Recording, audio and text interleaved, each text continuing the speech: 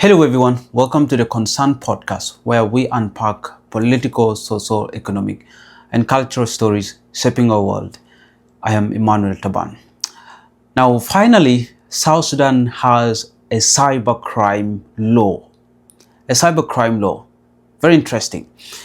Now on Wednesday, the President of the Republic of South Sudan, His Excellency Salva Kiir Mayardit, signed into law three bills. One is the South Sudan Audit Chamber Act 2026, the Wildlife Conservation and Protected Areas Act 2026, and finally, the Cybercrime and Computer Misuse Act 2026. Very interesting law. The South Sudan Audit Chamber Act mainly looks at setting out procedures on how an audit can be done on the accounts of all these government ministries and institutions that are being allocated these government funds. And the Wildlife Conservation and Protected Areas Act as well look at issues to do with drafting regulations on wildlife conservation and protecting these areas that are maybe of very important use to the government. And finally, and which is we're mainly going to be looking at, which is the Cybercrime and Computer Misuse Act. It's a very interesting one. And this is what we're going to be looking at in this video today. But before we proceed, if this is your first time watching a video on this channel, please subscribe, hit on the notification button, like, comment, and if the videos interest you, of course, share with your colleagues. It's a way of making this channel grow, and when it grows, it motivates us to make more videos back to back. Thank you so much. To those who have been supporting us, we are much grateful and continue doing so. Now, so many people are getting worried about the Cybercrime and Computer Misuse Act. But in this video, I want us to look at exactly what it is and what is intended to do. A cybercrime, I mean, there are so many countries that have this same law that is in existence. We have Kenya recently enacted it. And there have been, I mean, when Kenya enacted it as well, there emerged some kind of controversies as well, just like the way how it is in South Sudan today. But the law initially, issues to do with cybercrime and computer misuse act were covered a little bit in the Criminal Procedure Act 2008 and then the National Security Act. But most part of these were lacking, and therefore the introduction of the Cybercrime and Computer Misuse Act will have fully this one covered, and therefore there are going to be comprehensive ways on how people are going to be prosecuted and investigated if they're suspected to have actually committed crimes that are associated with this breaching that law. Now, the Cybercrime and Computer Misuse Act is mainly going to criminalize activities such as, one, we have data transmissions, things to do with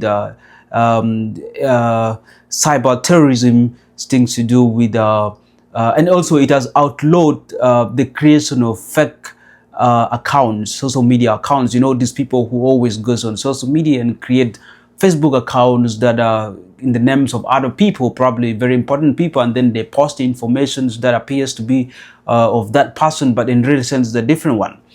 And also things to do with creating fake websites as well. So if you're that kind of person, this law is targeting you specifically. Things to do with economic sabotage as well. So if you're someone who is involved in dealing with this law is set for you. And that law provides clear procedures on how they can do prevention of these crimes, how they can detect them, how can they prevent and investigate and also prosecute these issues, these crimes, if at all someone is involved in them. And there are so many South Sudanese who have given out their dissatisfaction with this law. Generally, civil society and many citizenry, they believe that this law is going to be misused by the government and some of the security apparatus to actually track down and just not provide the freedom of expression and speech to people to express themselves. But yes, I mean, this is there in many countries. We do have such laws in so many countries. And the most dangerous part of it is that when the government try to use it as a tool, maybe to try to shut down its critics or the opposition, because I don't see anything but when you're providing a very constructive criticism against the government. And the Minister of Information, Communication, Technology and Postal Services, I think we met, had a press briefing on Thursday, and they gave out about the worries. He answered some of the worries that were actually raised by some of these people about the possibility of the government using this same law to actually try to shut down its critics and opposition individuals who are critical of the government. But attorney said that there is no way they are going to arrest people who are criticizing the government constructively. The only thing that is not allowed is when you try to put insults and you try to attack the dignity and personality of an individual, which is totally not allowed, and I believe that is not allowed. But if you are criticizing the government constructively for no provision of social services and other things, then I think it is not that, unless the government is just trying to hide something. But if that is the intention of this law, then I feel that it's a very good one. It is there in almost every country, and it's good to have such laws in existence, so that it instills in discipline in the people, how people can do their work, how they can engage on social media and also engage with other people. And the same law has also created some kind of a department within the justice system, the justice ministry, which is going to deal with that. Initially, that department was under the National Communication Authority, but because of the establishment of this law, it is transferred to the Ministry of Justice. And the law is now in effect. As of Wednesday, immediately when it was signed, it got into effect and it is in use. So if you try to misuse it, like if you try to break it today, then you're going to be facing the penalty for it. So your information will be detected, and they can do the investigation and you can be prosecuted.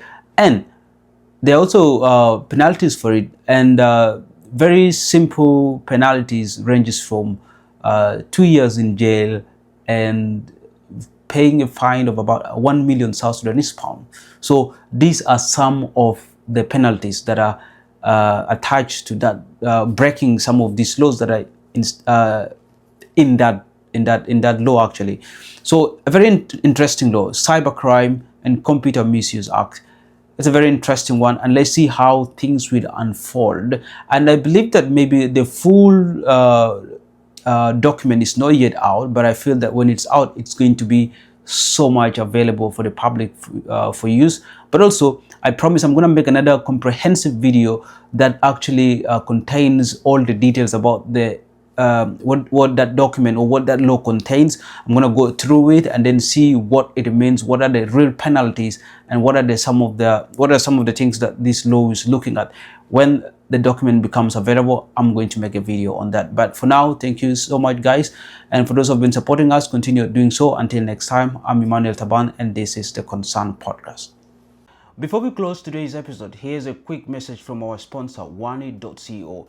If you've been planning to build a website, but the cost has been holding you back, Wani.co makes it affordable and stress-free this time around. Whether you are an individual, a non-profit organization, or a business, Wani.co designs professional websites starting from as cheap as $250. Individuals can actually launch with a starter website of up to 7 pages and a free email, or choose an advanced option with unlimited pages, a professional portfolio, and branding support. For non-profit organizations, they can select flexible packages from basic websites to premium solutions with e-commerce features and ongoing support. And for business companies, One.co delivers company-ready website with hosting, staff training, and multi-link options and online stores. And the best part of it is actually that you can build your dream website within your budget. Wani.co is an affordable, accessible, and professional partner. And to get started, you can actually visit Wani.co or email them at info@wani.co, or you can get in touch with them through their WhatsApp number at +1 226 504 3322. One.co, proudly affiliated with Jobs to Apply. And if you're wondering of what I'm talking about, here are some samples of website created by One.co. You can see them right here.